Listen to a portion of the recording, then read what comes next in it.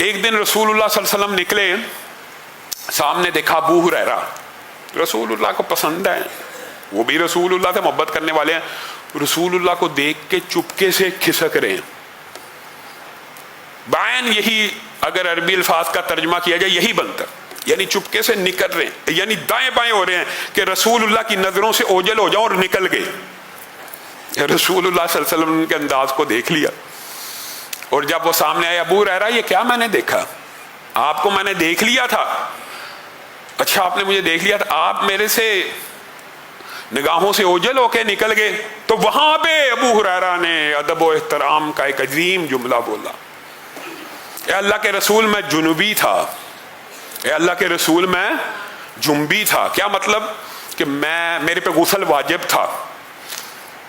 جب بندہ مسلم کے اوپر غسل واجب ہو جائے تو وہ نجس یا ناپاک یا پلید نہیں ہوتا، یا اس کا مطلب یہ نہیں ہے وہ کسی مسلمان سے ہاتھ نہیں ملا سکتا، یا کسی برتن میں ہاتھ نہیں ڈال سکتا، یا پانی نہیں پی سکتا. یہ بھی غلط العام باتیں کئی بچوں کو سکھائی جاتی ہیں، چلو ٹریننگ کے لیے، طہارت کے لیے. لیکن یہ اب ان کو پتا ہے کہ میں نجس نہیں ہوں اور میں رسول اللہ سے سلام لے سکتا ہوں، لیکن یہ جو جملہ ادب کیا ہے، اللہ کے رسول میں جنبی تھا،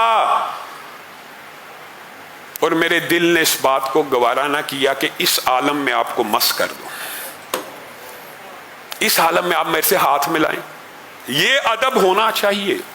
اور یہ ادب اللہ کی قسم، اسامہ بن شریک کہتے ہیں جب پہلی دفعہ آئے تھے نا، جو آپ کے سامنے حضرت علی کے واقعے میں بھی یہ واقعہ بیان کیا تھا، کہتے ہیں میں جب داخل ہوا میں نے رسول اللہ کے سامنے صحابہ کو سر جھکائے ہوئے ایسے انداز میں دیکھا کہ اگر ان کے سروں پہ پرندے بیٹھ جائیں تو وہ اڑیں بھی نہ. اور یہ پرندوں کے بیٹھ جانا کا محاورہ آپ کو سمجھایا تھا، اس سے مراد یہ ہوتی ہے جو جانور جن کو اونٹ ہو گیا، گائے بھینس ہو گئی، بکری وغیرہ، جتنے بھی ریوڑ والے جانور ہیں، اگر ان کی جلد کے اوپر کوئی چونٹیاں، کوئی جوئیں یا کچھ ایسی بیماریاں پڑ جائیں تو وہ اپنے سر کو جھکا لیتے تاکہ پرندے ان کے سر پہ بیٹھیں اور وہ کھا لیں اور ان سے ضرر دور کر لیں. اگر وہ سر ہلائیں گے تو کیا پرندہ سر پہ بیٹھے گا؟ تو اسامہ بن شریک یہ حوالہ دے رہے ہیں کہ اللہ کی قسم رسول اللہ کے سامنے صحابہ ایسے بیٹھے تھے سروں کو جھکا کے کہ اگر پرندے بھی ان کے سروں پہ اترنا چاہے تو اتر جائیں. یہ ادب کا عالم ہونا چاہیے، اور ادب کا عالم یہ بھی ہونا چاہیے. یہ ایک طویل باب ہے ادب کا ذات کا ادب بھی ہے، لیکن بات کا ادب یہ دین کو مطلوب و مقصود. ابو ایوب انصاری کا واقعہ آپ کو پتہ ہے، یہ کون ہے؟ میزبان رسول. مدینہ رسول اللہ آئے تھے تو انہی کے گھر رہے تھے نا.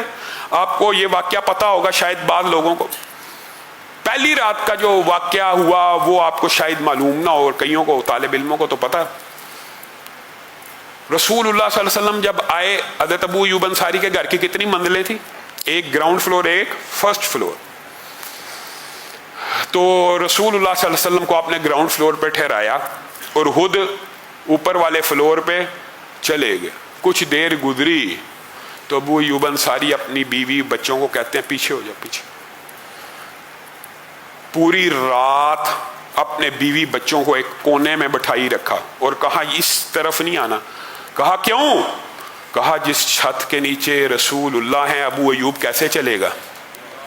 جائز ہے، درست تھا. جب کوئی اوڑ آ جائے، رکاوٹ آ جائے تو حکم تبدیل ہو جاتے ہیں.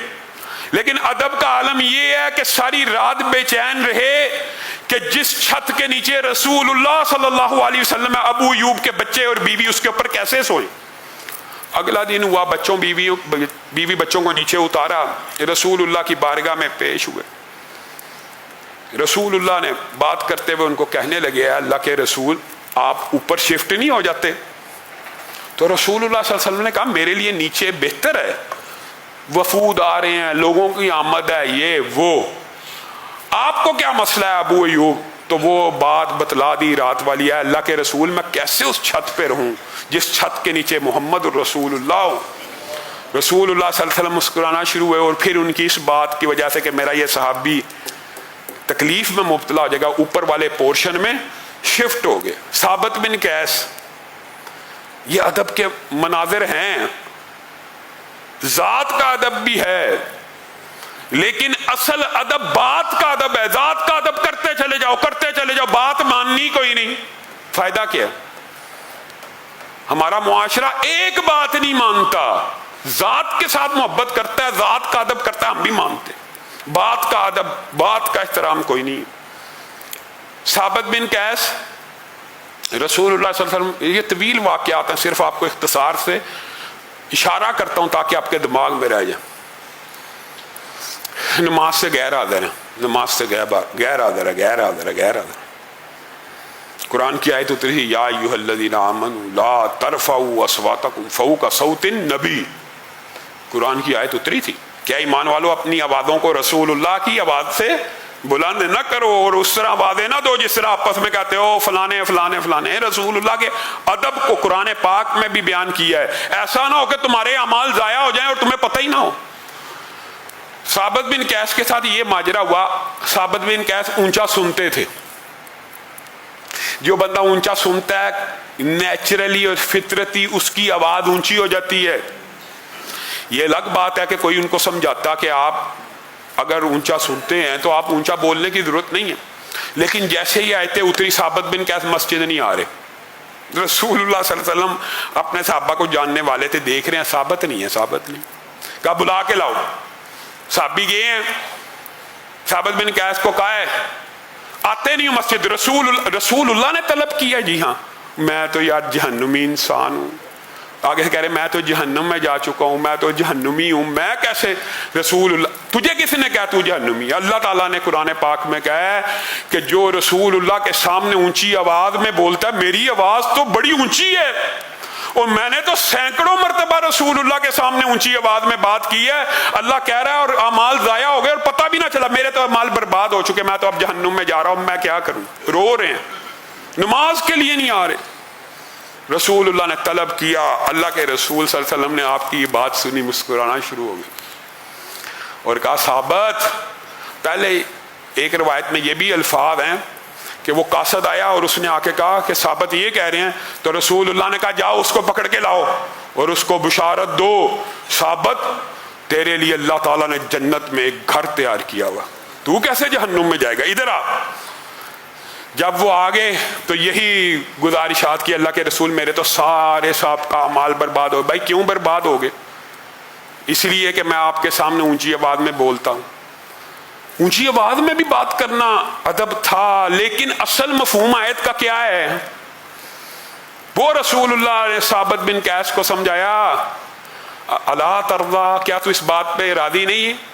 ان تعیش حمیدن، کہ تو باقی زندگی جب تک زمین کے پشت کے اوپر رہے گا حمید اور سعید رہے گا، سعادت مندی کی زندگی گزارے گا، اور جب تو مرے گا تو شہید ہو کے مرے گا، اور جب تو داخل ہوگا تو جنت الفردوس کے دروازوں سے داخل ہوگا۔